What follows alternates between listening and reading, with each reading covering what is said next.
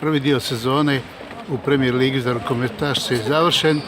Ekipa Jedinstva Atlas Relaksa završila je na drugoj poziciji kao i prošle godine. Koliko je Damir Cipurković, trener, zadovoljan takvim ishodom?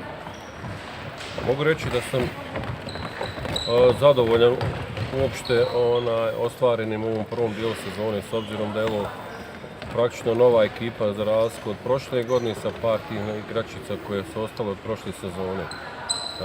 Mislim da bi utisak bio u potpunosti povoljan da nije bilo kiksa ovdje protiv Dubice koja nas je malo poremetila, a sve ostale utakmice koje smo odigrali mislim da smo odigrali jako dobro i da je to u ovom trenutku i neka naša realnost. Ja sam to već naglasio da je ekipa Gruda u ovom trenutku možda malo ispremnija i bolja od nas i uigranija.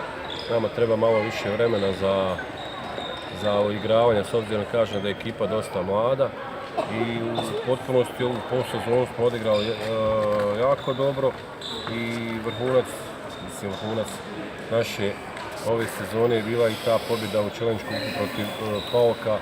Znači i tu u Evropi smo stvarili jednu pobjedu nakon dugo vremena, jedan bosansko-hercegovački klub uspio da pobjedi jednu inozemnu ekipu.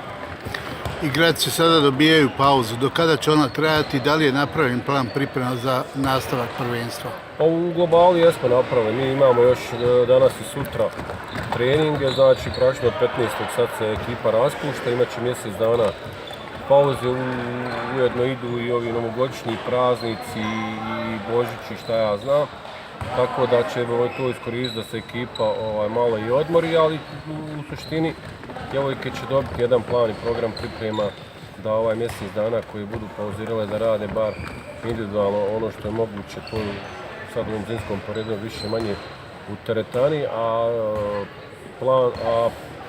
početak priprema je planiran za 15. januar ukoliko ne bude nekih promjena zavisno i od početka lige.